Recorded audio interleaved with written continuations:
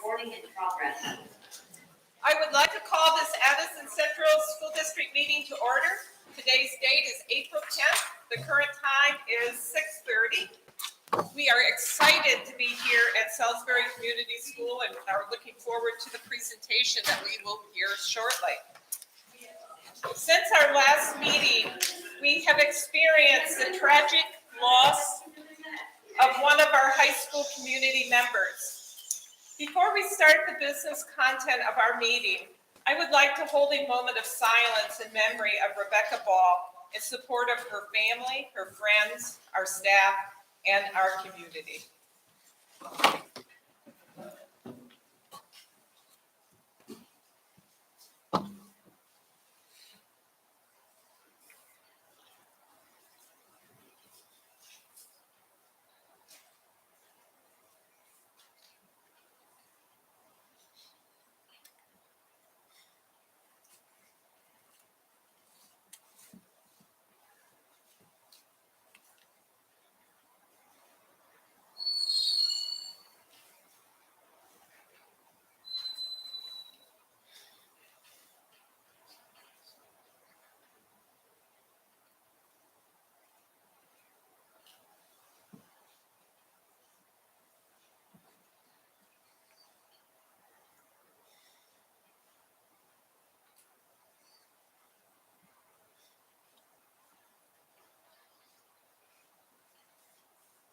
Thank you.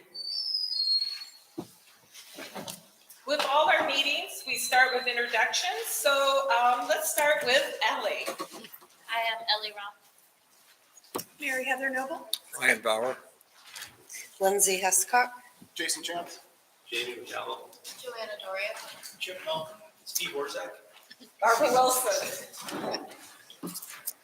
Ellen Louise. Peter Burrows, Superintendent. Trisha Allen. Suzanne Buck. Eddie Fowler.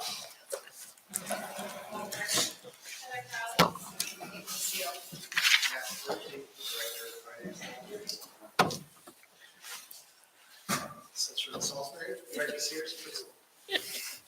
Okay, thank you so much. This is our moment to invite public comment. If you're interested in making a public comment, please raise your hand. And if you're participating online, you'll raise your Zoom hand. We'll start with the room here, the folks in person. So is there anyone that would like to make public comment in the room? Seeing none, do we have anyone online? The only two people that are attendees right now are Emily Bilstein and ACSD. Okay, awesome. At this time, we will be hearing from our Salisbury School, the presentation. So I would like to hand it over to our principal and let him take over. And Welcome. Thanks everyone for coming to Salisbury School. Audience and board members, everyone else. It's a real honor to welcome you here. I'm the principal here this year. This is my first year here. And I don't want to talk too long because we have people who are more important to listen to, but I just want to express that after having a chance to work in this district for 60 years as a teacher and then have an opportunity to become an administrator, I waited. I didn't immediately become a principal. And I waited until, as I would say, do it from a position of strength to figure out a place that's great. And this place is great. Other places are too. It's no insult. But if you're going to be a new principal, you better start off with a really good staff who really know their stuff and support each other every day and support kids every day. I try to start off with a physical plant that really gives you the place to do your work in.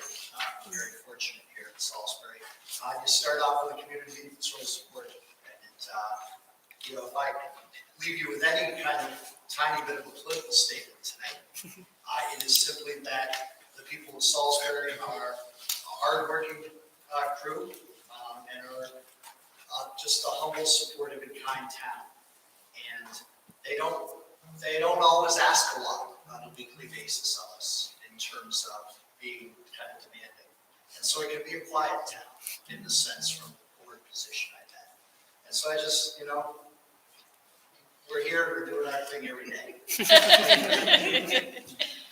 So we're gonna start out though, because we got some people who are definitely not quiet. We have some students here who are gonna do a little sharing. We're gonna have 4 students come up and share, and actually, if you're willing to, Ms. Novak will tell, maybe just set it up a little tiny bit to give you context. These are students in our 2nd and 3rd grade combined class. They're gonna share a little bit about a project they did, and then they will sit down, and then Ms. Novak and Ms. Foster will talk to you about some of the stuff we're doing around with our students. Really focused on this year. So, first of all, I'll introduce you to the students. We have Harper Armstrong right here. We have Isla Sims right here. Paisley Shelter right here. And Holly Rowe right here. And Stone Rock. How are you doing? Great, so we have just completed a culminating project, an informational research project on different ecosystems. And I think students are ready to share a little bit about it. And we hope that you'll just take a minute to look through their books and look at their dioramas when you have a free minute. Oliver, would you like to start? Yes. All right, nice and loud. Hello, my name is Oliver and I study the Arctic tundra. There are snowy owls, grizzly bears, Arctic foxes, musk ox, and dolphins. Climate change is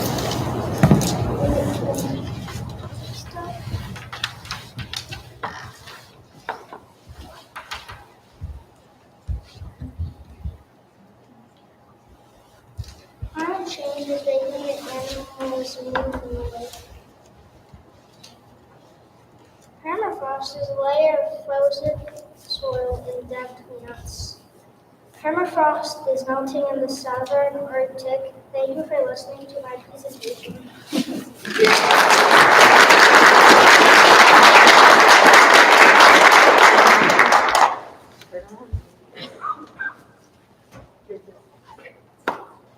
Hi, my name is Paisley Shelter, and I study the coral reef.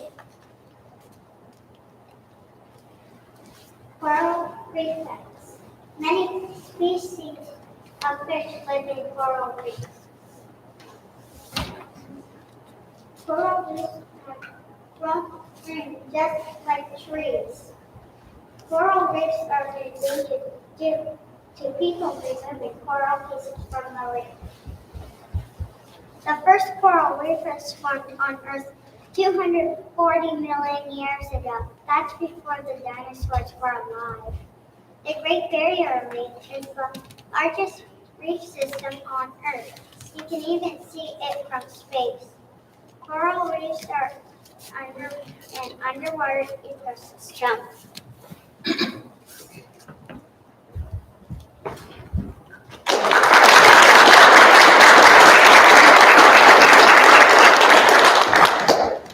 My name is Isla Sims and I am 8 years old and I study the seashore.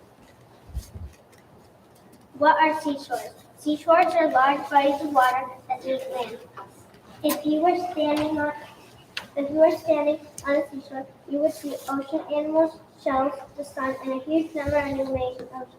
If you were standing on a seashore, you would hear amazing ocean animals, waves, and talk. If you were standing on a seashore, you would smell salt water, fish, weeds, and more. If you were standing on a seashore, you would feel shells, sand, and more. Seashores happen near land.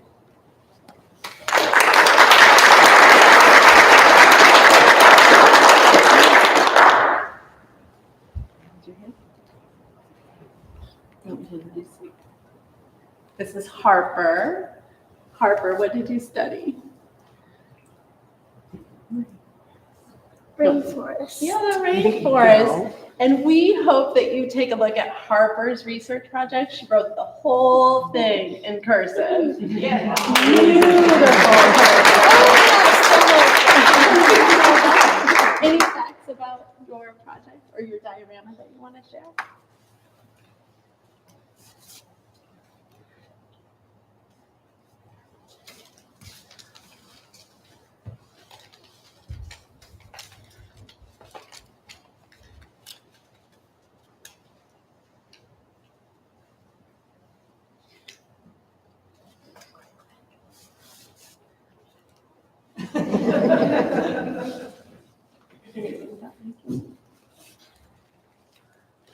So a couple of things that you should know is that there was this huge written component in class and that there was a home project assigned. So every family worked together to build these dioramas. And Harper, I think your whole family worked on your diorama, right? Yes. And it was Except my dad.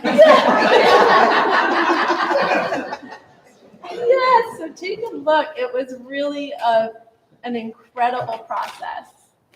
One more big round of applause for these kids.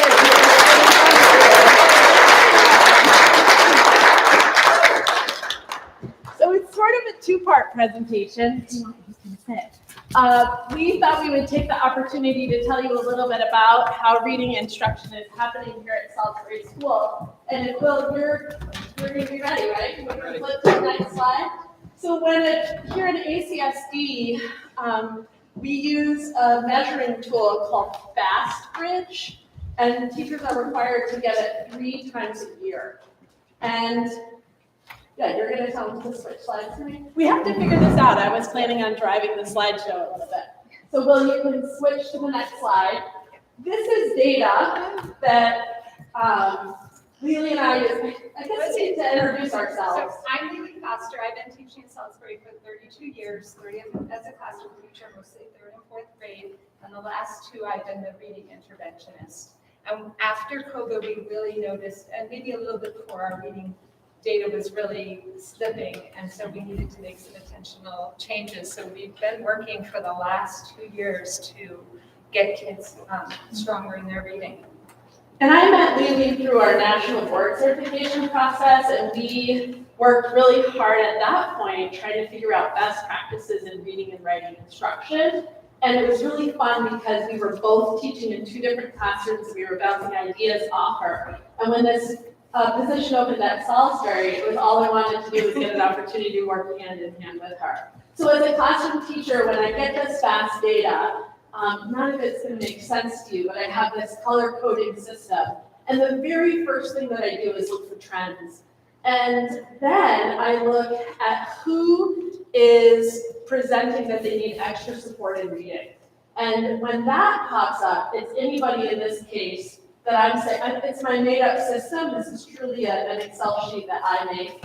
It's anybody that's servicing, and I've color-coded them in red and orange. And I went to Lily and I said, okay, so we're going to assess everybody, and then Will's going to tell you about the next slide, or switch to the next slide. Lily. So this is a SCOGI assessment where I'm digging really deeply into what the kids know in reading, the CBC words, the diagrams, the vowel names, and we're looking at, most of our kids have like cat, bat, but then we get a little farther into the digraphs and the blends, and kids are starting to struggle. And so that we can use this data to find data points where we're going to start instructing kids. Yeah, so the way that it works here at Salisbury is there's 30 minutes of in-class phonics instruction, and Lily is pulling anyone who we are feeling worried about for an additional 30 minutes. Oftentimes it happens before my phonics block, so Lily actually sets the course for where she's beginning for intensive instruction, and then she and I work together for a whole class, or in my case, I'm actually running 2 different phonics groups within that time. And from that, we actually give this assessment in the fall and then again in January. We saw some really interesting gains. The truth is that Lily and I taught summer school here this summer, and we were just kind of practicing, and we saw that the students who came to our summer school program didn't Have any summer slide? Yeah. They stayed steady or went up. So that sort of lit the fire for us. And then we decided, all right, we're going to try this. And we've been extremely tight in our practice. We've had reading in instruction every single day of the school year. We prioritize that block of time. Our administrator's been really supportive of that. So anytime there's an outside or a special event, it's happened outside of that block of time.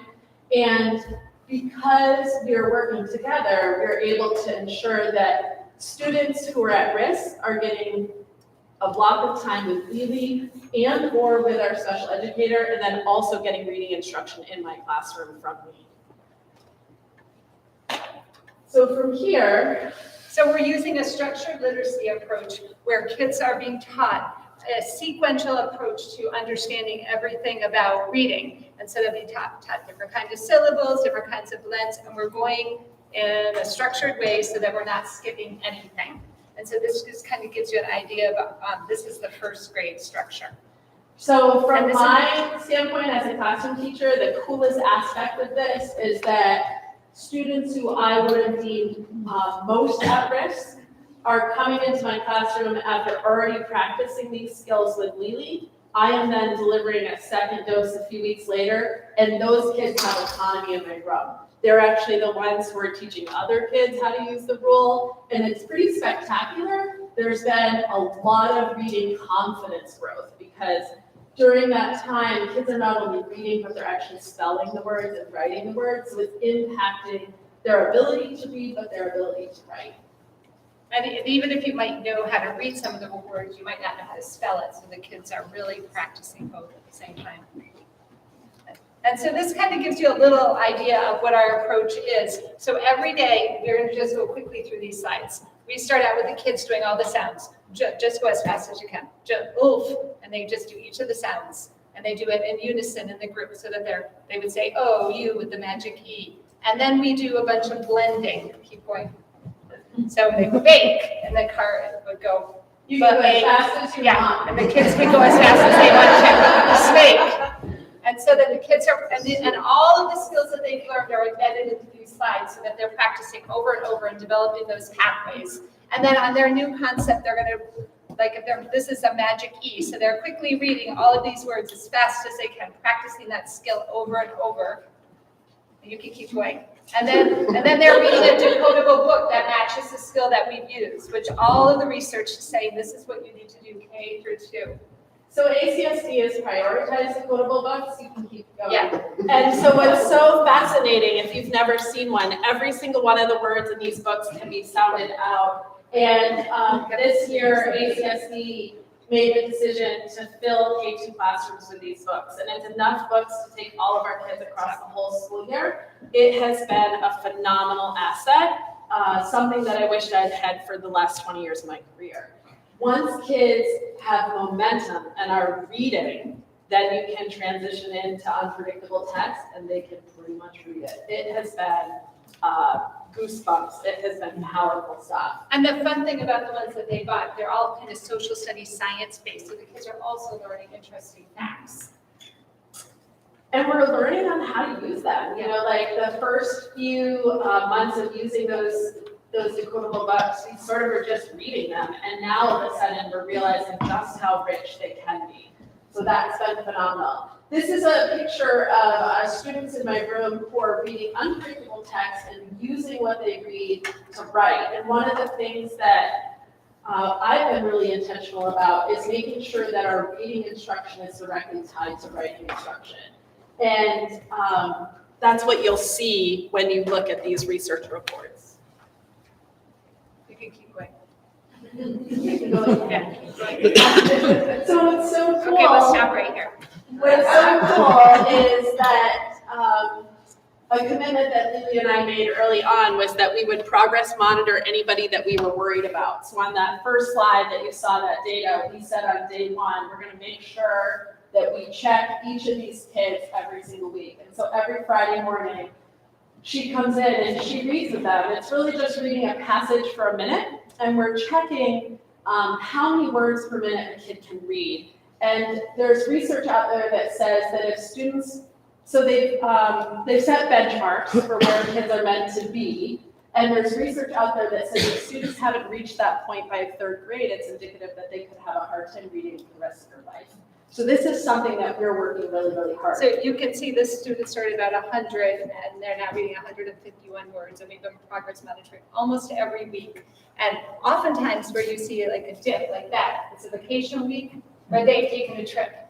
The other thing that's really cool about this data is that the program itself gives a predictor where they actually think the kid will perform. And I think it's worth paying attention to this dotted line.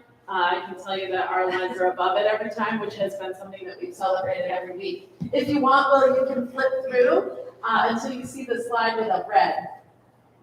So those are all the students that these are all the students that we were worried about. So, and this is a student that we were worried enough about that we started at a year behind grade level text. So they're maybe reading a second grade text all along. And then we decide that we think they're ready for a third grade. So we move to the third grade. And the first day it's a challenge. And then the next time they're up there again.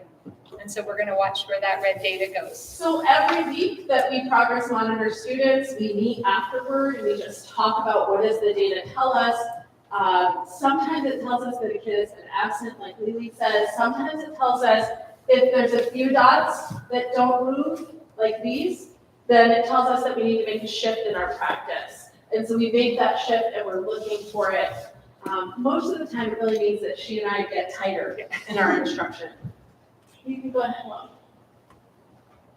So these are all those students. You can Yeah, flip keep and going. take it to the next graph, or the graph that's different than this one. So what does all this mean? So FastBridge gives us these benchmarks, and I actually put first grade up here, even though I only teach second and third grade here. The reason for that is that I actually had students who were not reading in my classroom this year, and first grade is a year of immense growth.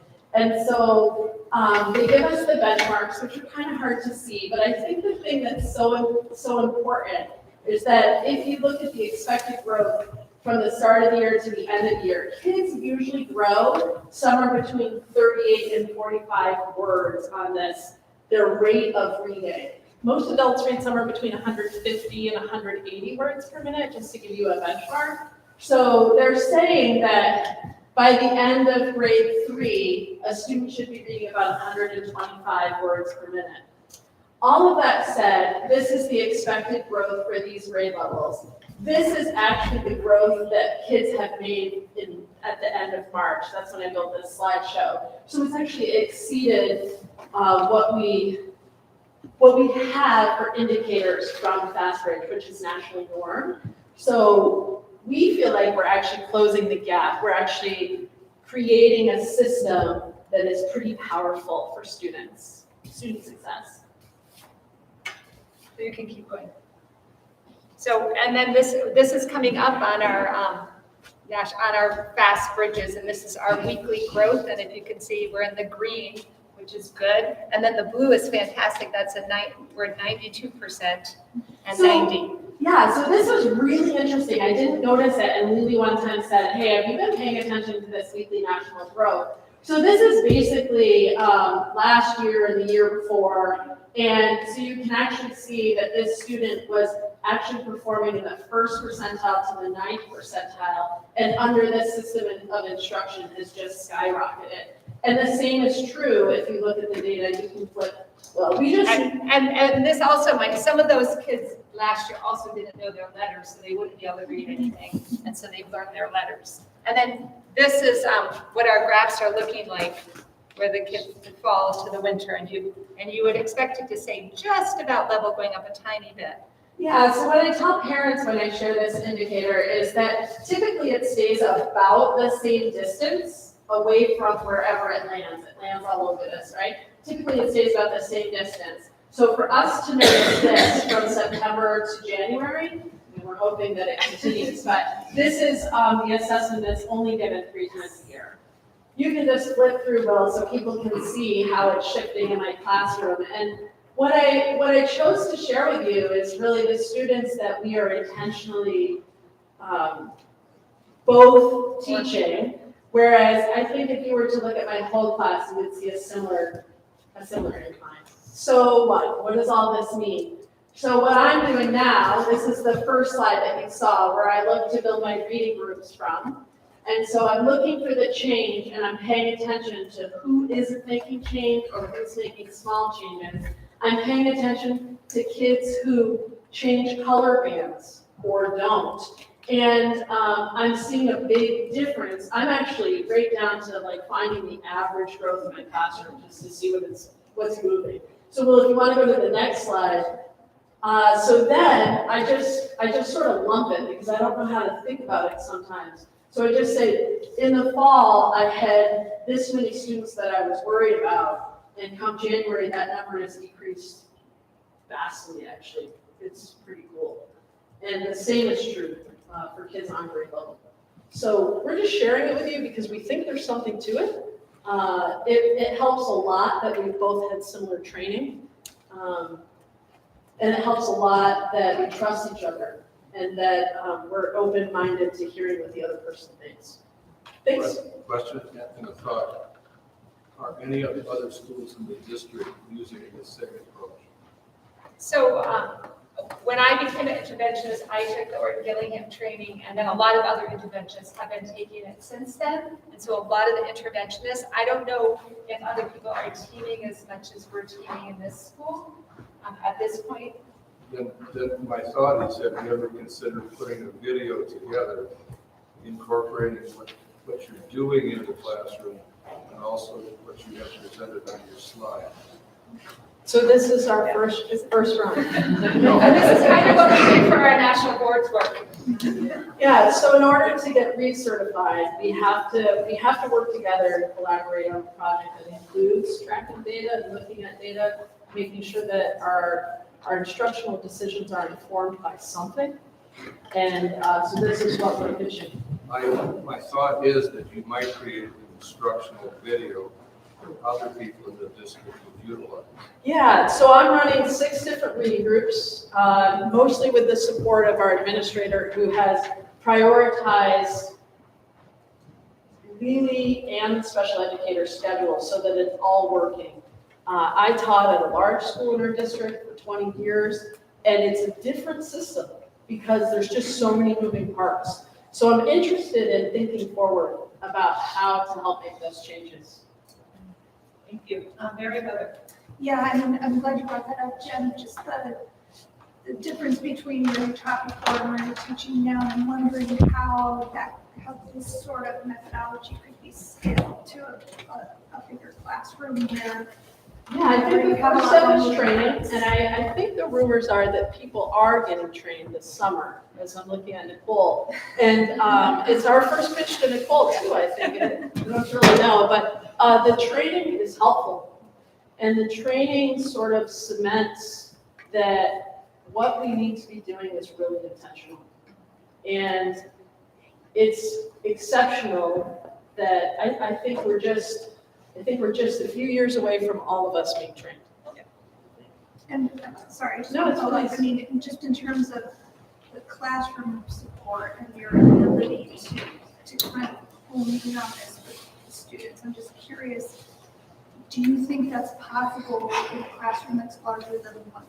I actually am teaching a third of Salisbury School. 21 students in my classroom at 2 different grade levels. So I do think it's possible. Perfect. I do have a relationship with the interventionist, with the administrator, with the special educator. I've known them for years. It helps. But the same thing is happening in the first grade. I'm teaming with the first grade teacher. I'm in the kindergarten. So the same thing is happening through the school. And we are seeing a huge difference that everybody knows their letters, everybody's making progress, and we're not losing kids. Thank you. Jamie, and then Ellen. Thank you guys so much. It's really interesting. A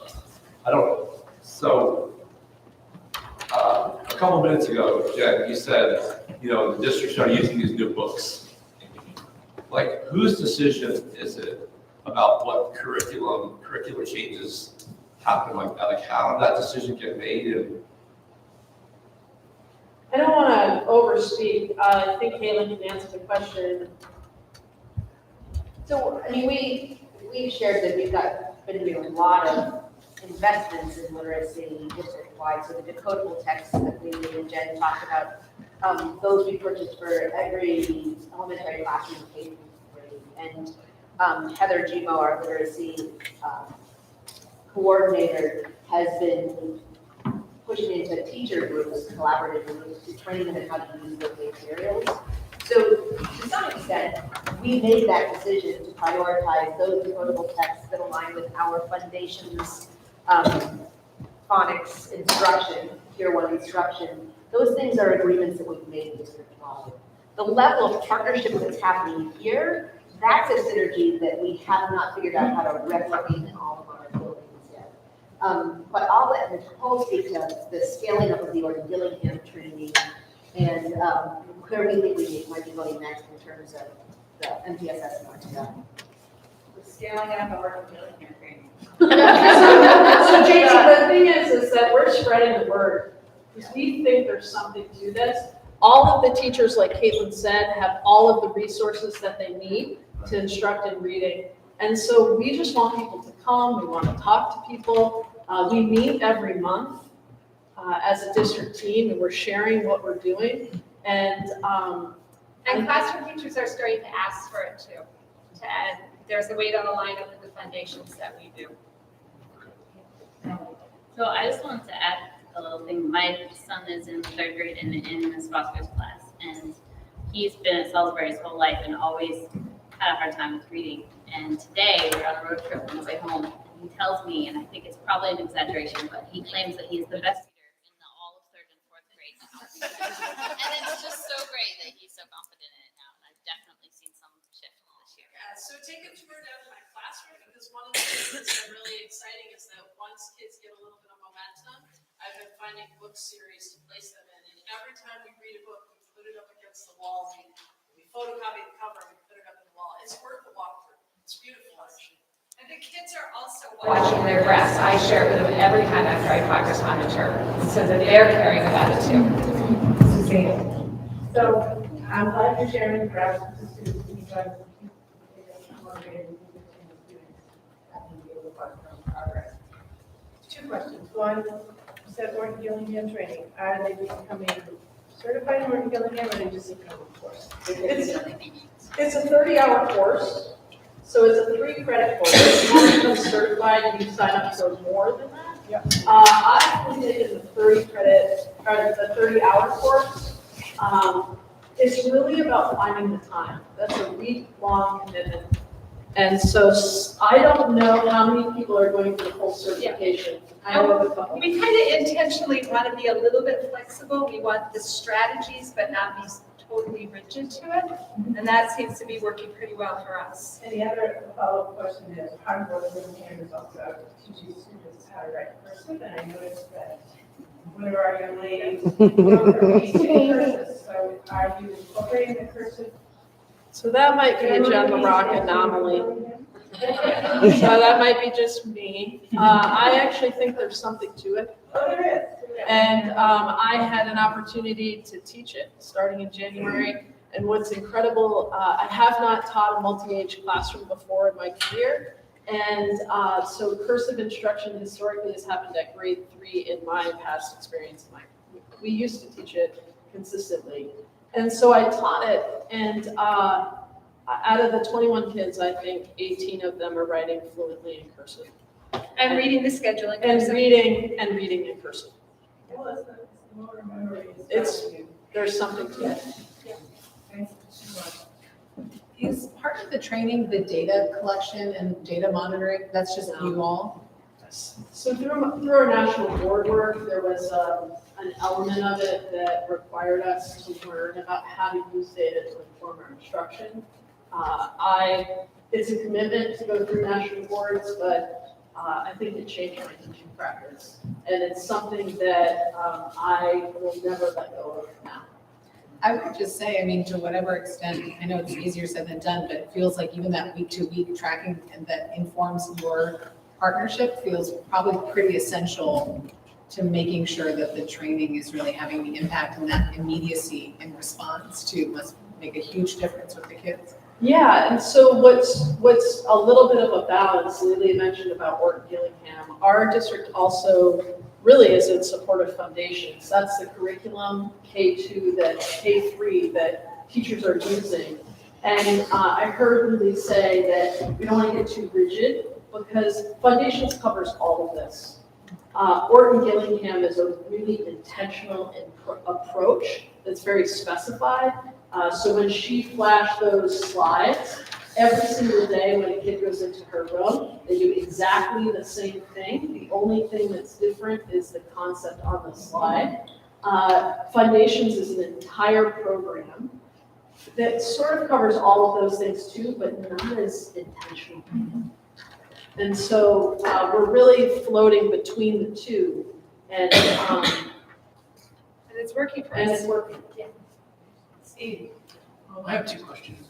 First of all, I know that you taught for a long time in a single age classroom, and you were talking about the massive amount of reading growth that happens between the ages, like kindergarten, first grade, second grade, third grade. How do you deal with that in the second and third grade? Like, second graders are reading at this level and the third graders are reading at this level, and you have them in the same classroom. So could you address that? And then the second thing was, I see the inquiry in the diagrams that you're doing. Could you speak a little bit about that and what you're doing with the reading instruction? Where do the kids have that inquiry? I'll try. Okay. So even in a straight graded classroom, I used to span students with 3 or 4 different grade levels in reading.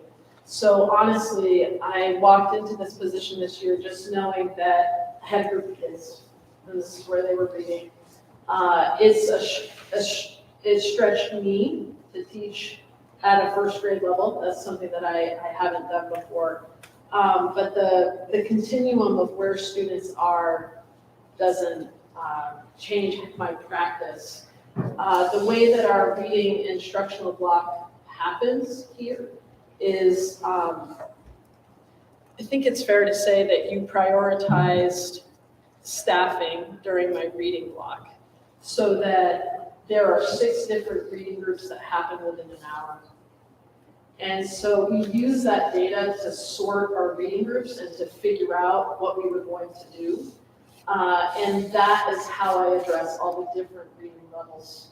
So if you were to come, all of those groups are reading different books every week or every day.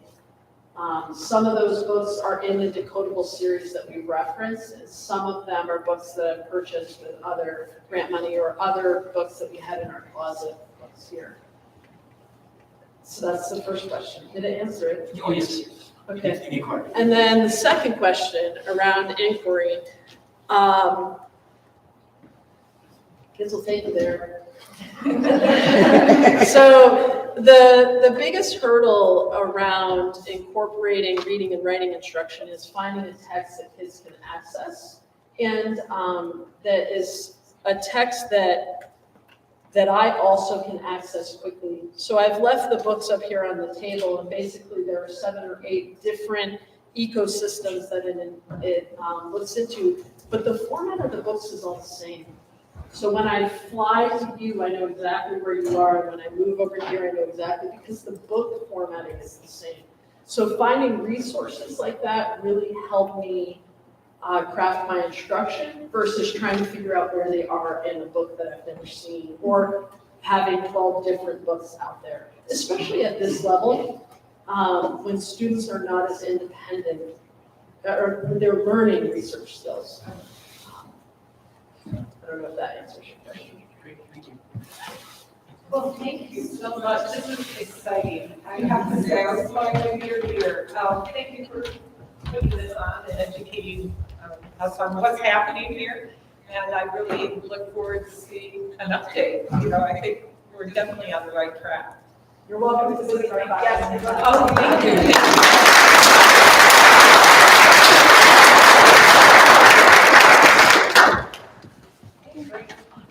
So the next item on our agenda is the recommendation to approve minutes of March 27th and March 31st meeting. So first, we will focus on the 27th.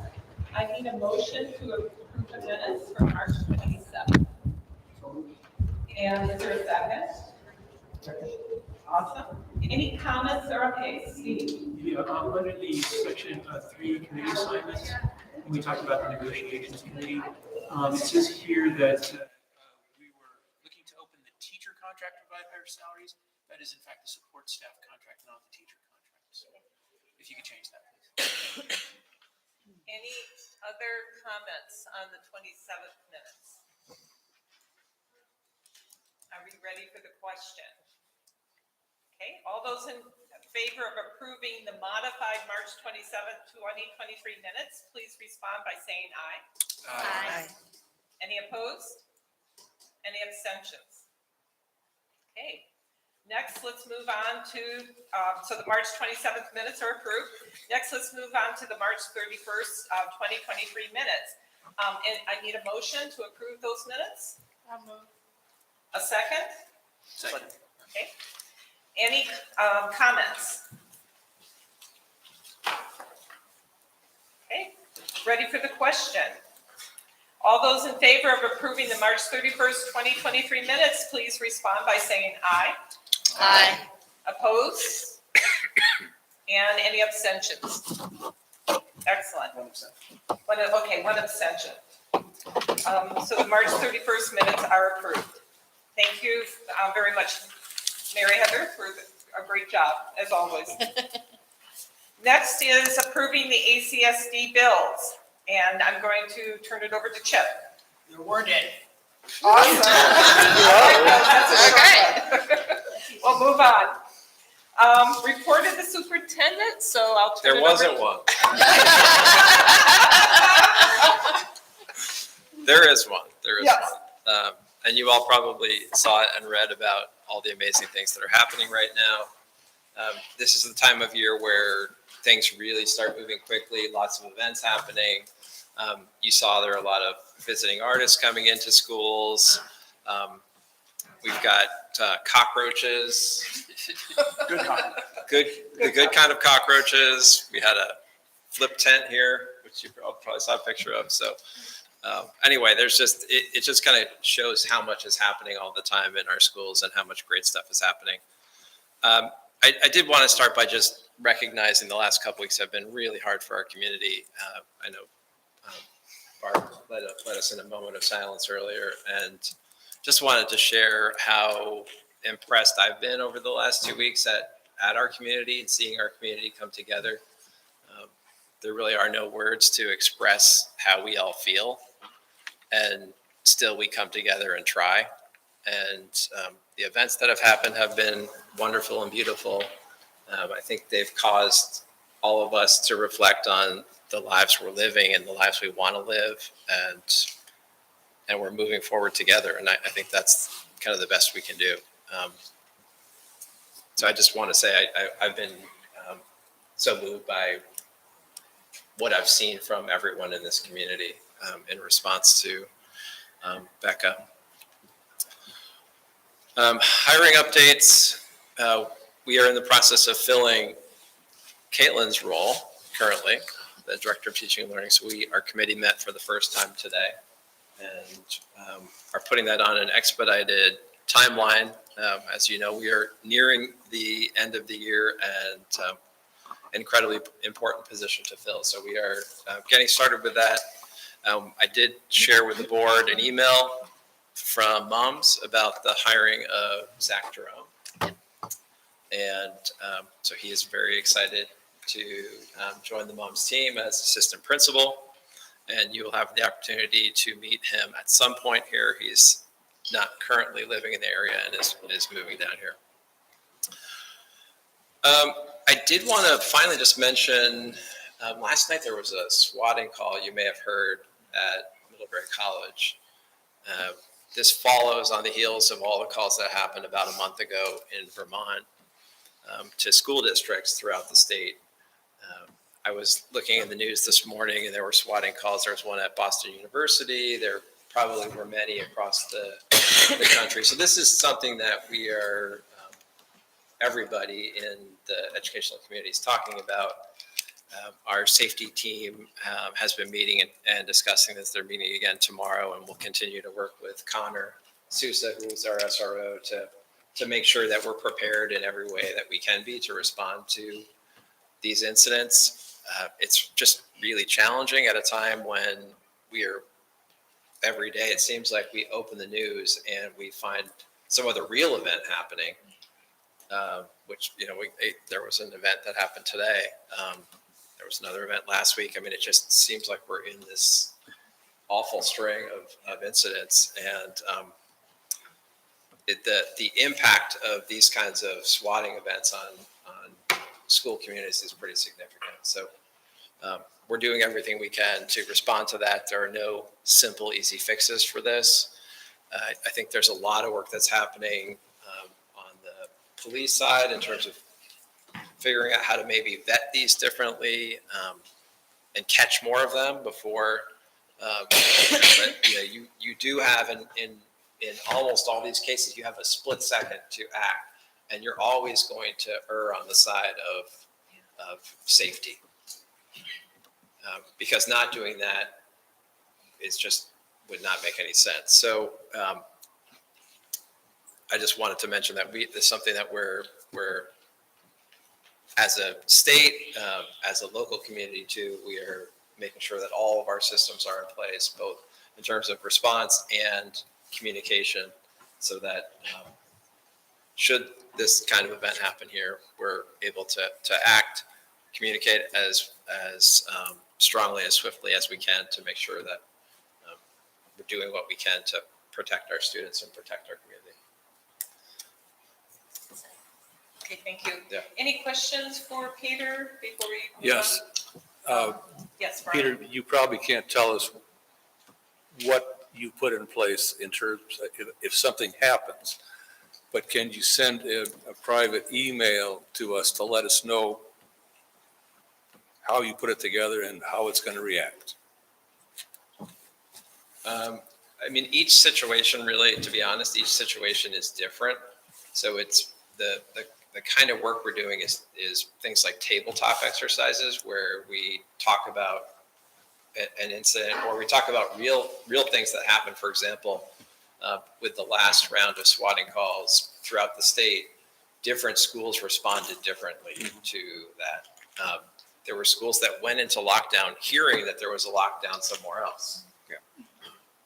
That wasn't even contiguous. There were some who waited to make a communication to families. Some who,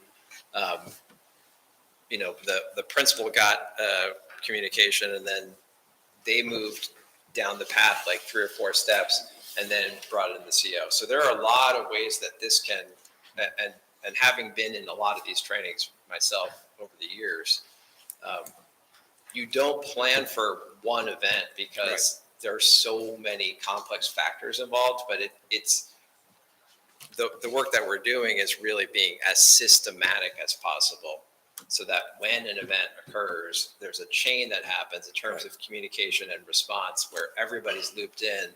And, because you're in crisis mode, you just go, you get tunnel vision and you just go and you act. And if you haven't done enough training, when you get into that situation, some people will respond differently. So that's the kind of training that we're doing.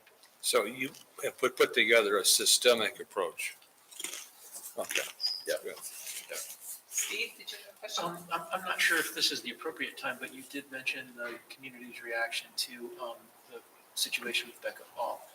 I have to say that when I read the newspaper article, I was very disturbed at the amount of detail, especially about private information that was available, and I'm hoping that the school didn't release any of that because some of that data was highly protected, and I'm sitting there going, oh my God, I hope we didn't say any of these things.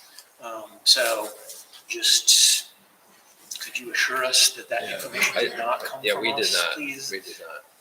No, okay. Yeah. Any other questions?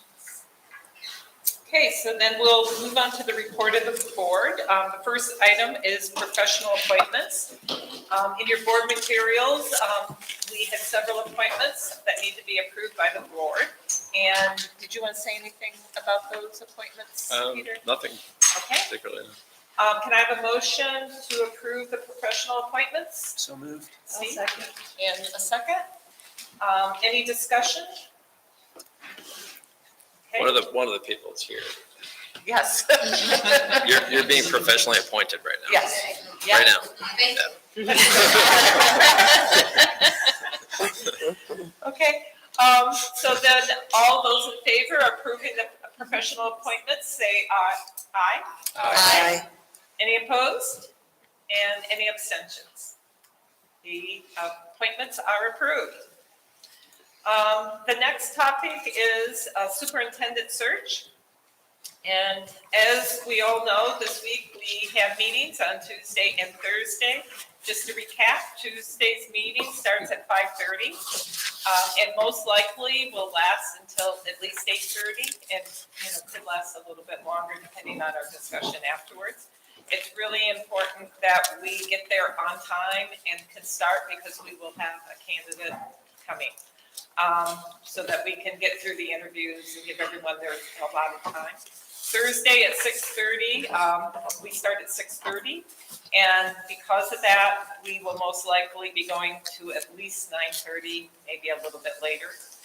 And the other thing that Mary Heather and I would like to do is spend some time to review and finalize the interview schedule for the finalists. So they were in the board packet. And would it be possible for you to bring up the materials from board pack for us? I should have probably told you that. I don't have access. Okay. You can find it on the website. I can Okay. work on that. Yeah, because I think it would be easier if we were all looking up there at the materials. So Mary Heather and I met on Thursday and even before that to really try to iron out a schedule for the days for the finalists. And this day will start like at 8 o'clock in the morning and go all the way through into the evening. And we wanted to walk through what we have come up with there to get your input and any changes folks would suggest on that. The other thing that we did was try to focus on the school tour because in the afternoon, the intent is to drive the candidate to the various schools. And we put together a proposal for how that might look that again, we would like to have you guys take a look at and provide input on. Yes, that's that.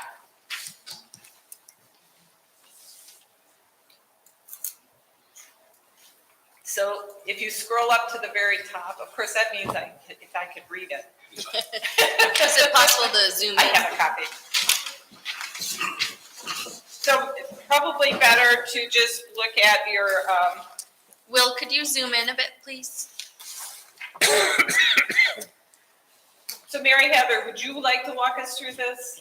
Sure. So this was an attempt by myself and Barb to kind of jump off of the original proposed finalist interview schedule that we had kind of put together with, I think it was our first meeting with background, to just kind of like map out what it might look like for a finalist interview. And what the schedule could be. And so the elements that we wanted to include, obviously, our stakeholder group meetings with the candidates, a tour of the district, and some food here and there, and then a final interview with the board where the board gets to ask sort of follow-up questions that come up after our first round interview so that we can get a better sense of each candidate that we've decided to bring forward as a finalist. So this first little section here, we have just put 18th, 19th, and or 20th. It obviously depends on the candidate's availability. But the next thing we did was kind of identify spaces in our district that were available for us to gather groups. And that ended up kind of being a big limiting factor. So this is what we kind of tentatively mapped out, starting in the morning at A208. It's actually in the Career Center building, but obviously connected to MUHS.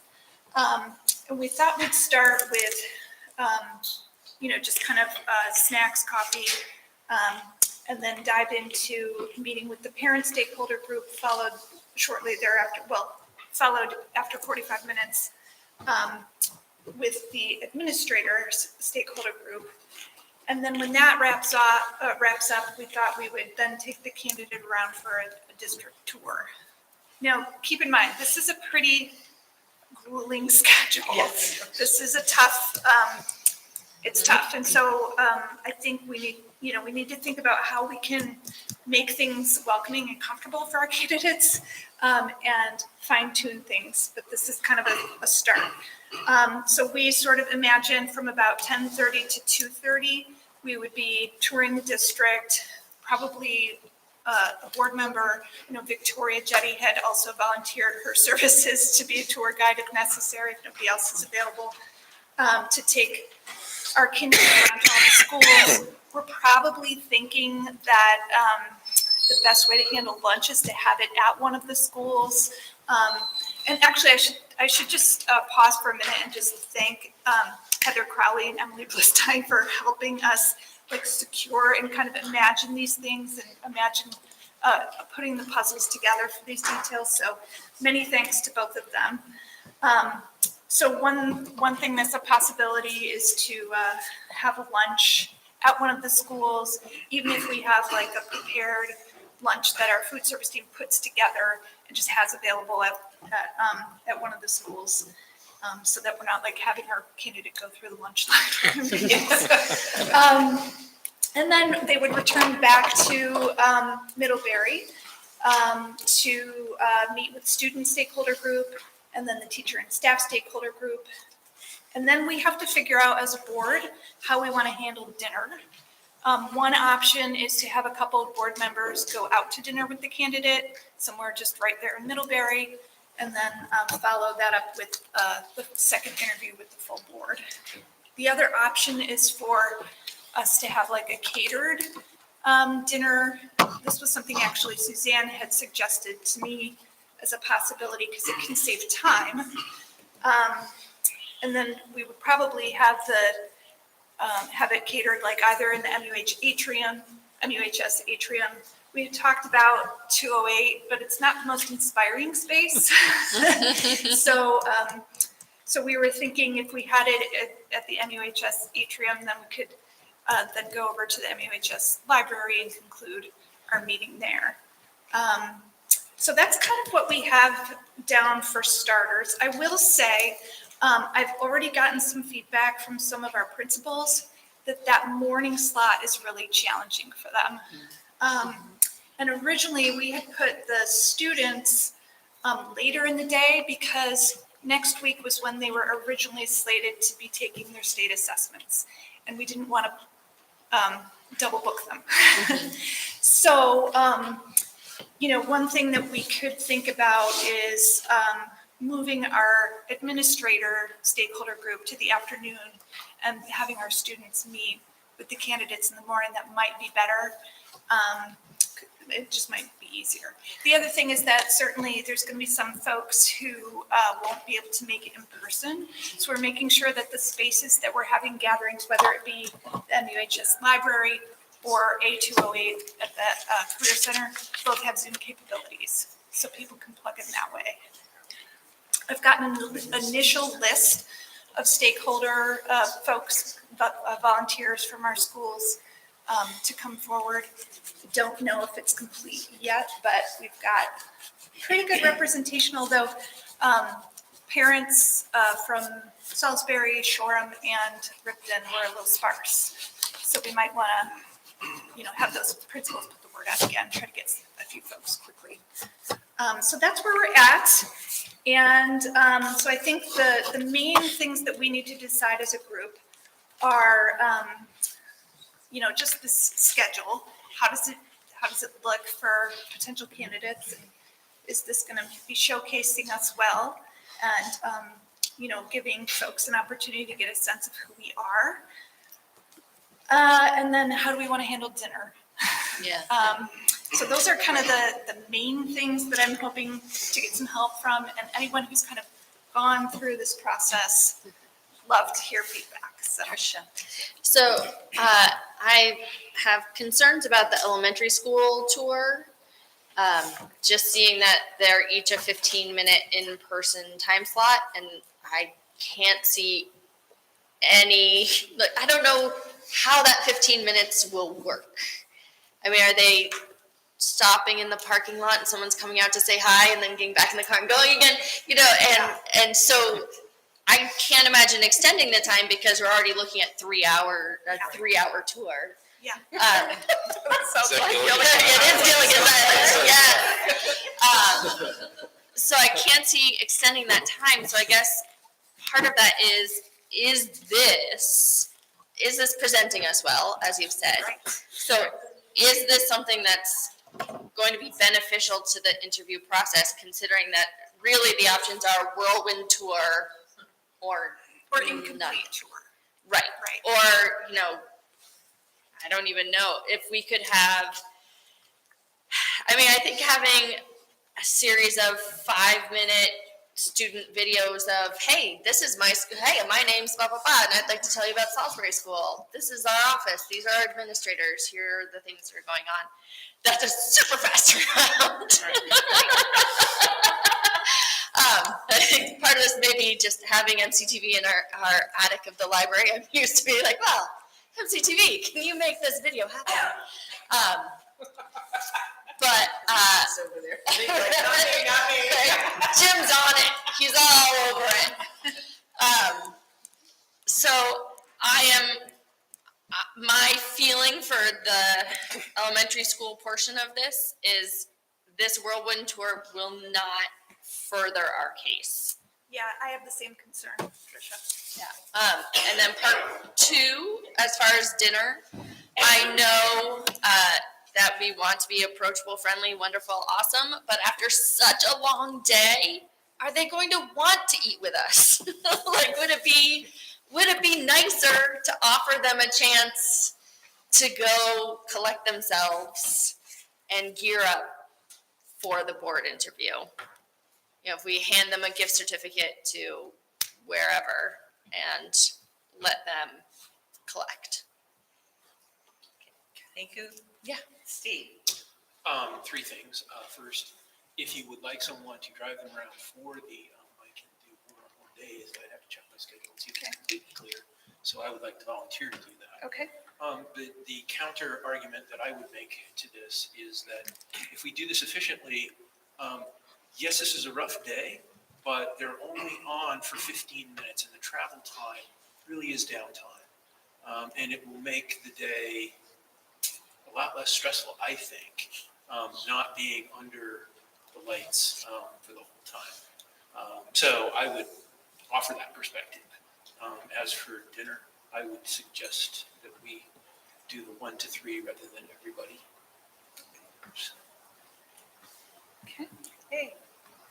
Can you build it around recesses? Can you, first of all, thank you both so much for setting this up. What happens at the elementary schools? Like, what will they be actually doing with the proposed visits? So again, with such limited time, there's very little that can be done other than visually Just getting a checking sense of the geography of our district and Okay. putting their eyes on the school, and They're not probably meeting meeting the with someone. principal. No. That's about it. Possibly the principal, you know, But there's really not even a time for, there's not sufficient time to have an adequate tour. Right. There's just, we have 9 schools. There's just no way we can fit that on one, Okay. unfortunately. Any other questions? Yeah. Okay. Suzanne has her hand up. Suzanne has her hand up. Okay, I'm sorry, Suzanne. She I keeps can't taking see it you over down. there. It's my big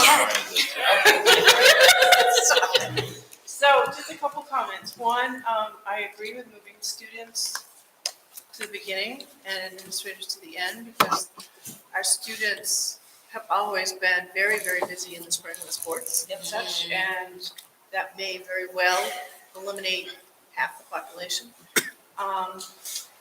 The other thing is, yes, I agree that the schedule is crazy, but, you know, driving and then spending 15 minutes maybe, at least allow them a chance to go to the bathroom. But the other thing that I would offer is that doing a catered meal with the whole board allows for people to talk about what they feel is really great in our community. You're not interviewing the candidate because this is, you can't, but you can, you know, talk about, oh, we've got a really great this, or we've got great that, or something like that. And it does allow the candidate to get a little more flavor of the community. So I would offer that up. But those would be my suggestions. And yes, I agree. The whirlwind tour is crazy, but candidates do expect to have a very full one day. And then they know that after that day's over, they can go home and not go back to work the next day or whatever. But they know that they'll have one full day that's really strenuous. Ellen. I think, I don't really see the value of seeing every school just to see the schools. I feel like you could provide people with a map and tell them, I think it would be maybe beneficial to allow for a deeper but shorter list of engagements. So that if it's meant to get a sense of the district, it's not just the buildings and the drive, because that's basically what they'll get. Not that it's not, these aren't beautiful drives and the buildings are certainly worth seeing. But unless there's a lot of context provided for that, it feels like we could, because I think realistically, it's gonna go long, right, one way or another, unless they stay in the car. It's just gonna, and that, maybe that's okay, because it feels like with a catered meal at the end, you've created some buffer so that if everything moves back 15 or 20 minutes, but it just, those drive times seem exactly accurate. So there's no buffer in them anyway, and it just seems likely.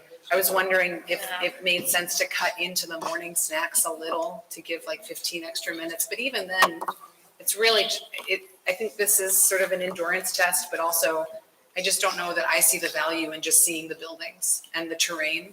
And I think it might make sense to choose 3 elementary schools and MUHS and MUMS and just sort of, and then maybe think about what the nature of those visits are. Not that they're gonna be an hour each, but maybe they could be a real 15 minutes then and not just almost a drive-by to see the building. Brian. Yes. Those drives may be long, but if you're a little bit creative, each of those towns has something of interest that could be pointed out along the way so that they would get a better flavor for the town. And also, you might be able to check to see whether the kids are outside on a staggered basis. Each school may have their kids outside for recesses. And at that point, if you got there, they'd see the kids, they'd quickly go into the building and visit, and then they'd get a much better picture. I sort of in the middle on this. I haven't, I agree with Ellen actually, a little bit. We're trying to sell our district with this. Obviously, if the person's really interested, they will hopefully have tried to explore this a little bit more. Not just the district, but the natural environment. So I'm a little bit uncomfortable trying to rush it all into that. I think the in-depth part, maybe, that's not to eliminate one school in place of another, but I don't think it's gonna serve our purpose totally the way we want it to, honestly. If the purpose is to give them this, very quick, you can see Paris in one day, but you don't see very much of it. But having been there in Paris for one day is better than not being in any day. But this is totally different than that. This is, they'll get some of that just getting to the interview. So. You're saying this is in Paris?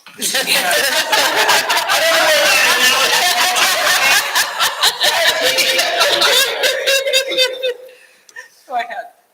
I was just going to say, in my experience going through these and, talking to other superintendents going through these, it's probably more common for districts to do a few schools and have like a set thing where most candidates will not see all the schools. They'll see, a few of the schools, and they'll do more of an in-depth. So that is just so you all know, I think that is more of the common approach of like maybe an hour at a school or so, and you might go to 3 different schools. They might bring in parents for part of that for a quick like 20 to 30 minute meet and greet, and just kind of like see what the superintendent is like, meeting people they don't know, and just like that whole social piece, and then some time with staff for people to kind of get a sense of who the candidate is. So that tends to be the kind of common approach. I was thinking the same idea. I mean, I don't know whether there is like a reason that the candidate would have to visit all of the schools, but there are like 8 schools, or maybe, yeah, I think 8 schools They're on not. there that they're, yeah, but not counting MUHS because they're staying there for a significant period of time already. There are like 8 schools where they're gonna be there for less than 30 minutes. I don't see why that couldn't be broken up into just like 2 sets of 3 and a set of 2 or something. And each candidate can just visit and get a more in-depth experience for what a specific school has to offer and build it from there. Mary Heather? So, as you can imagine, we started the way we started because it would have been pretty tough to choose which schools, right? So if we are leaning toward that direction to make it more humane for our finalists and to make this a pleasant experience for the people we're bringing in, we have to figure out as a group how we're, which ones we're going to show and showcase. And keeping in mind that we have already kind of put the work into developing stakeholder groups. So this would probably be, a tour with the principal and, a board member, whomever is driving them, to go around and pop in and say hi to some teachers and kids briefly, but it wouldn't be like we probably wouldn't try to replicate having, groups of parents, and obviously we put a little work into that already. So I'm curious what y'all think about where. Yeah. Go ahead, Tricia. So I think the 3 school idea makes sense. I mean, just as a jumping off point, Ripton's the smallest and one of the more rural. Mary Hogan's the largest and the more central. And then I would be a bit lost on figuring out what a good median point school might be. But I feel like if we have the extremes and then something sort of more in the middle would be a good place to start. Please build off my comments. Anyone else like to give their thoughts on how we would go about selecting? I guess I would just say that there is value in like physically being in the space and being in each town. I see that as valuable, even if it's a gauntlet. And I'm sort of more in line with Brian, and we might be in the minority, which is totally fine. But that's how I feel. Like to just be. Yeah. So like to be in, even if it's just like a walkthrough and looking at the students working or outside playing and being in each town, but I guess I don't mind driving. So does it make sense, rather not a motion or anything specific, but just doing a quick show of hands with like who's for the gauntlet and who's for cutting it down? We can do that. Just to. Before we do that, Lindsay has her hand up, so I just want to make sure. Maybe it matters a little bit whether we're interviewing somebody who's an out-of-state or an in-state candidate. If we had an out-of-state candidate who is really unfamiliar, I think the 15 minutes is a little bit tough. However, there's not really a lot of movement. We're already going from, 8 a.m. to 9 p.m. Or at least the candidate's going from 8 to 8. If there was a way to have more time, because it is different than, say somebody, was in Burlington going to the schools, it's just a very different feel. But it is a lot of driving. It's a lot of time to, whoever's doing the driving to be talking with the person and, if they're going to be in the same car, or if they're going to be in different cars. So because that mid-range school, I don't know how we would choose. They all feel so different.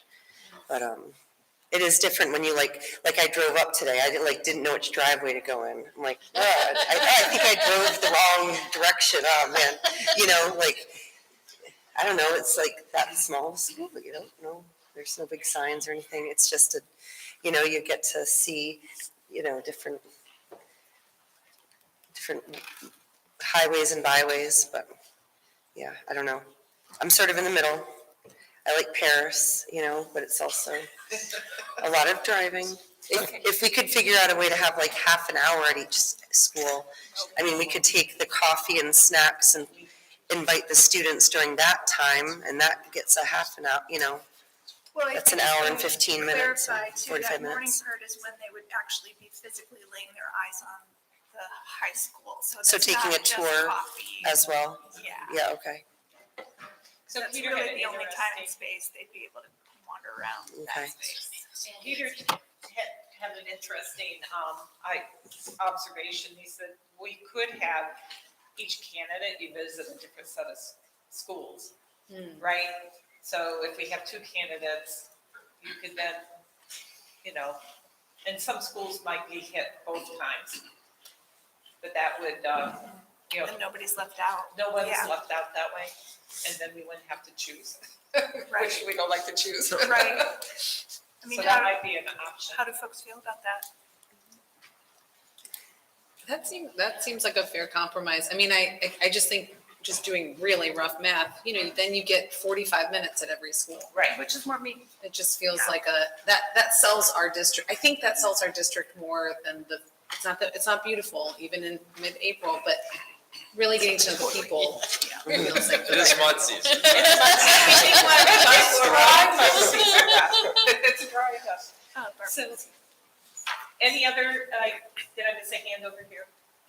Did somebody have their hand? Oh, nope, okay. Lindsay? Is there any possibility of having 2 days or half, I don't know, if there's a way to do the tour on a different day, or how does that, I don't know how these interviews usually go. Is it usually done and it just from start to finish in one day? One 12-hour day? I've never interviewed for a superintendent position before, so this is, I don't know. Yeah, I think we would have to just focus on one day, because considering that these folks are taking Yeah. off their current jobs to come Okay. visit us. So we've got to try to be efficient with their time. I think everybody's pretty much stated their opinions, and I don't think this is I think the common sense approach would be that you guys have worked so hard on this already, hearing all of us to come up with some Perfect. intermediate position. I don't think Yes. any of us are gonna argue with that. Okay. Yeah. Mary Heather, you're amazing.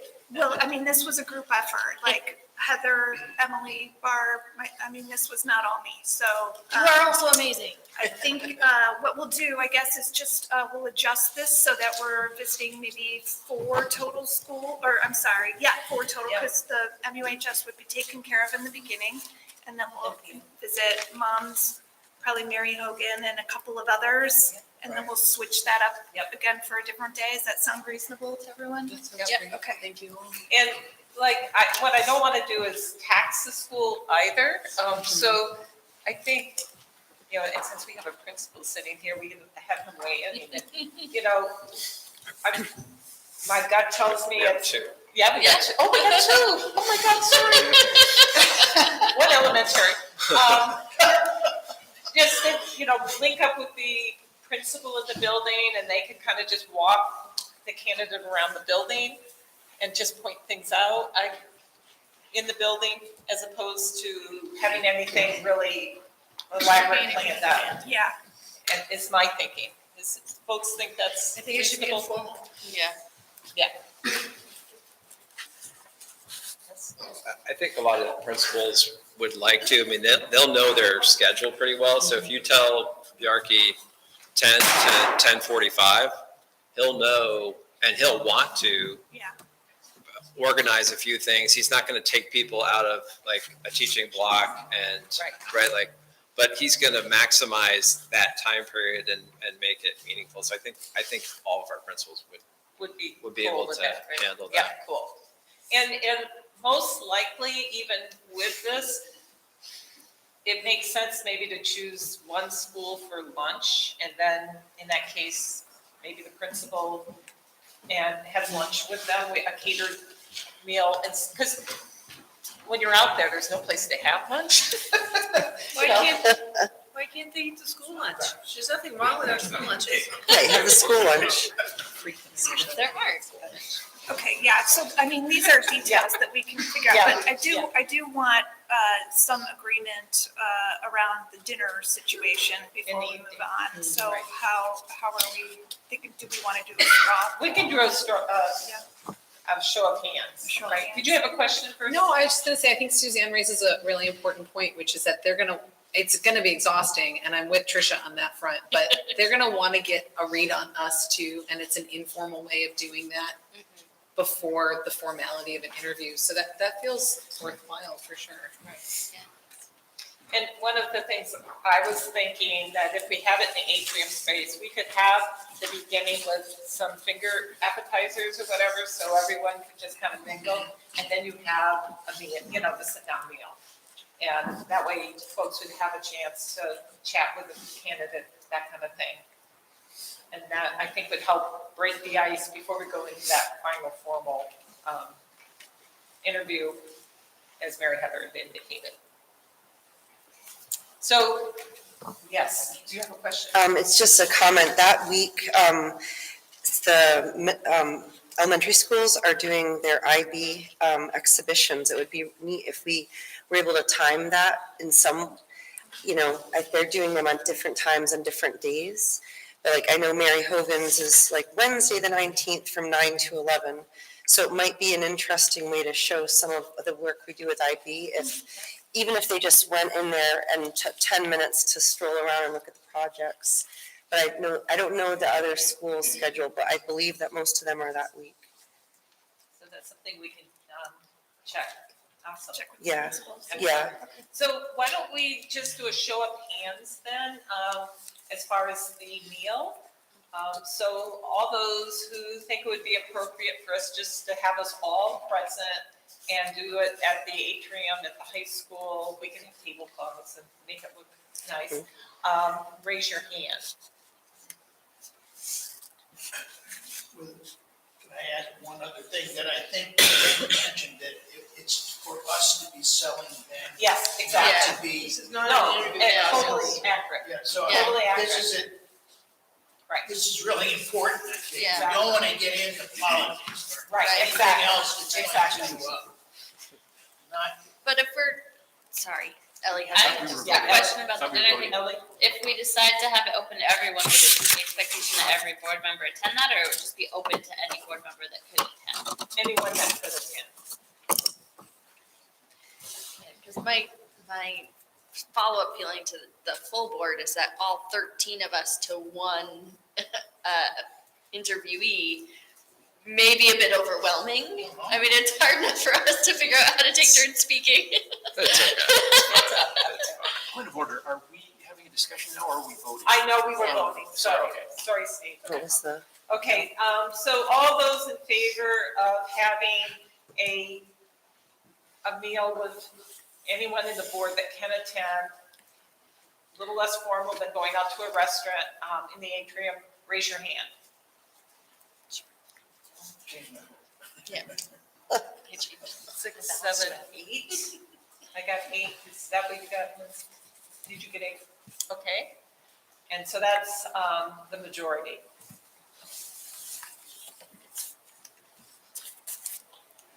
And I didn't vote. I didn't either. Okay, cool. Anything else that we need to cover in this part of the meeting? I think we pretty much, that was what I had hoped to get out of it. Was there anything else? Okay, great. Thank you, guys. Thank you Appreciate your so much. feedback. Really helps. Thank you. Okay, so let's move on. The next discussion item is Robert's Rules and Board Operations. In Board Pack, I inserted the original Robert's Rules that I had, it's for summary, the cheat sheet, so to speak.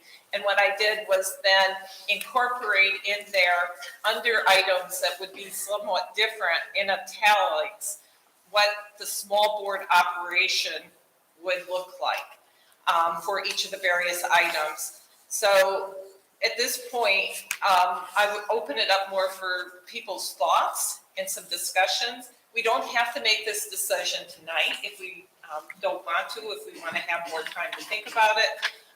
Or maybe down the road, we can come up with a hybrid motion. We can continue the way we're operating tonight as well. So I would welcome anyone's thoughts.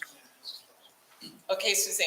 So, after last meeting, I did a lot of thinking about this, and I know when we came together as a full district 6, 7 years ago, whatever it was, we had the option of Robert's Rules or a governance board. It was many conversations, and we chose Robert's Rules, and we've operated in kind of a hybrid mode of between large group and small group, because if we were to adopt strictly small group, that works when there's just us here. But it would never work because we'd have to change the rules when we had annual meeting. If we had any special meetings, we'd have to change the rules then. So if we continue as we have been with a hybrid between the small group and the larger group of Robert's Rules, I think that's the better way to go. And like I said, we've already, as a board, 7 years ago, said that we were adopting Robert's Rules as a method of running our board meetings. So, I mean, that decision's kind of been made. Mary Heather. Yeah, I would be in support of just operating kind of in a hybrid manner the way we have been. I don't really love the idea of switching to small board and removing the requirement to have a second on motions, and changing how the board chair votes. I just feel like we're not necessarily broken right now with the way we're operating. I think as long as we are, kind of honoring point of order when things get sort of a little too loose, but I'm not personally in favor of moving to small board procedures. And Joanna, did you hear? I just wanted to follow up with Suzanne's comment, but I think it's in Vermont state statute that all school boards are governed by Robert's Rules. That maybe wasn't a choice, maybe you thought it was. That's true. And it was, I just wanted to clarify that we have to be governed by Robert's Rules. Or a board can in fact come up with another method, but they have to basically then document it. Yeah. You can modify it. You can do that. Definitely can modify it. Chip, you had your hand up. Yeah, I sort of agree with Mary Heather that I think we should stay where we sort of at. There are some formalities of Robert's Rules, like standing up and all that stuff. That's sort of like a Congress in almost those ways, and I don't think we follow those kinds of things. But the civility component is part of our stuff we signed off on anyways. Right. And Ellie and Steve? I was just, I'm new to this, I'm a little confused and I was hoping I could get clarity. Because are we allowed to say that we're doing Robert's full rules and then just pick and choose what parts of it we want to follow, or is that bending it too much? And because I was under the impression you were hoping that we would switch to this other form because it felt like we were saying that we're following Robert's Rules and then not, and that felt like we weren't doing what we were supposed to be doing. And I guess when you said that we should just keep doing it as we are, I was worried that we're just not doing what we're supposed to be doing, and we're just trying to clarify it. Yeah, so from my perspective, if we want, and it's perfectly okay, if we want to do a hybrid, the only thing I request is that we actually write it down. Because right now, I can't go anywhere and find this is the hybrid method that we're using. So that would be my only request. And the reason the Robert's Rules for small boards looked attractive to me is it's written down already. So it's less work, for us to do that. So I would just want us to write it down so any board member that, joins us in the future knows what we're operating under, as opposed to kind of learning through the ropes, which isn't really good. And it really, if you take the trainings in Robert's Rules, the main reason for Robert's Rules is for everyone to be heard, even if they're in the minority, to be able to speak their piece, that kind of thing. And that's why all the structure is around it. And so anything that we would do is a hybrid, but obviously need to have a litmus test that does this, suppress someone from voicing their views as part of the group. Okay, I'm gonna do Brian and then was Steve first? Okay, Steve and then Brian. Yeah, so a couple of perspectives. First of all, the small board, even Robert says 12 or less. It says 12 or so. Okay, and so we're 13, and I think one of the, it's not just to be able to hear the minority voice, but it's also to create an efficient model. Sure. And some of the loosening of rules, like informal discussions without motions, and no limit on the number of times that someone can speak, I think that loosens it up too much with a board of 13. Because some people, they feel the need to respond to what everyone says, and, they get recognized 4 and 5 times, when really the efficiency model is supposed to be everyone has an opportunity to say something. And so this seems to open it up too much, in my opinion. The other thing is that can we adopt the small board rules for committee meetings and keep with a modified version for larger committees? Because I think it's less of a problem in a group of 3 or 4.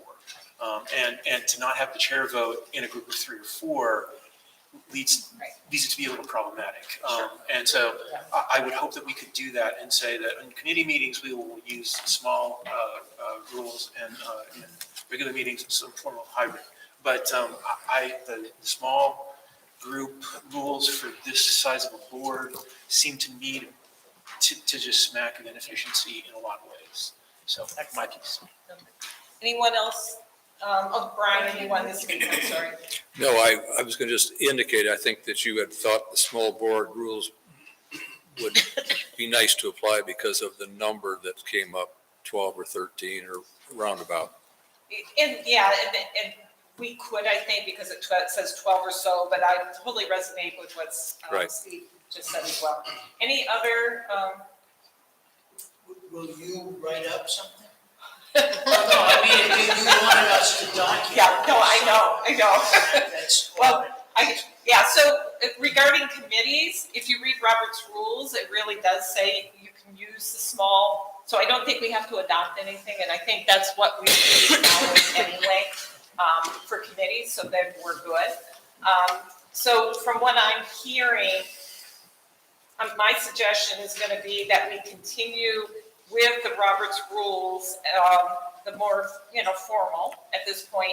And as we have time, we can then start to look at where we might do that hybrid method, right? And some things that we can change. But I don't think that's going to happen anytime soon, which is fine because of everything that's on our plate. Does that make sense? Yes. Could I suggest possibly instead of having one person do it? We could have an ad hoc committee. Just create an ad hoc committee. Yeah, exactly. Just do that. We could do that. But I think the creation of that ad hoc committee would make sense to do. Let's get the superintendent hired and then, maybe over the summer or something that we have a committee get together and work on that, if that sounds okay with everyone. Okay, cool. Good discussion. Thank you, guys.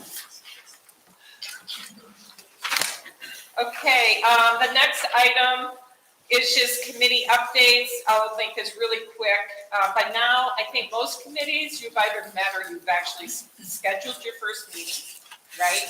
And at this point, unless someone has a need, to speak out, a chair or whatever for their committee, I'm not sure that we need to today, but if there is something that someone wants to share, I don't want to suppress that at this point. And one thing I just want to remind us as we get kind of in practice is that we do need to create those draft minutes within 5 days. And thank you, Mary Heather, for doing that for the board. And it is kind of nice to see those listed on the board pack or the our website where folks can just go in and even myself, it's like, oh, what did we, I want to go check something and it's in the minutes. So thank you, Mary Heather. Yes, Ellie? I can email the committee directly, but I just want to bring it up here that I'm going to suggest that we not meet with the communications committee this week, because when we had scheduled it, we didn't have those other meetings on the agenda moved up for the superintendent, and that puts us in meetings 4 nights this week. And then next week, there's a bunch too, so I just switched base. Yeah, so you guys you take that offline with the committee. Yes, Mary Heather? I would love to know, for those committees that have met and elected chairs, I would Yes. love to know who the chairs are, because when the Communications and Engagement Committee does meet, one of the first things that it will be working on is just a board update that will probably aim for sometime in May. After the search is done and we have hopefully great news to announce, but also we'll want to put committee work on there, and I would love to know who we need to reach out to. So do we have chairs? We've had, facilities met, and I think negotiations have met. Has any of the other, Finance. and finance has met as well? Finance has not met. Oh, no, they haven't. Meeting on the 1st. Yeah, May 1st. That's right, that was about the transportation contract, that wasn't an actual formal meeting. So Jason is the chair of facilities. Okay. And Steve, are you negotiations? Yes. Is there any other committee that has a chair at this point that's been reorganized? Policy, have they gotten together yet? No? Okay. Thank you. Okay, so the next, go ahead, I'm sorry. Yeah. I just have a question with some of the smaller committees. Can 2 people speak without it being a quorum? What are some, there's just been some questions about emails and replying all, and what should we? So Robert's rules, I'm sorry, the open meeting law, sorry about that. The open meeting law applies to boards as well as committees. And so we definitely need to adhere to the rules. So if there's a quorum, then it's a warm meeting.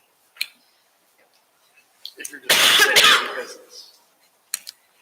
If you're discussing dates and times. If it's schedules and trying to schedule a meeting, that kind of thing, no, you don't need it. Definitely correcting Jason.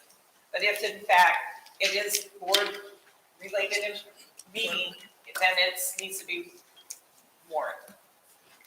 So if there's 3 people, 2 people can never talk unless it's specifically strictly about the schedule. Right. And what about, what's the preferred way of agenda items being added to committee agendas by their, by the committee members? To email it individually to the chair?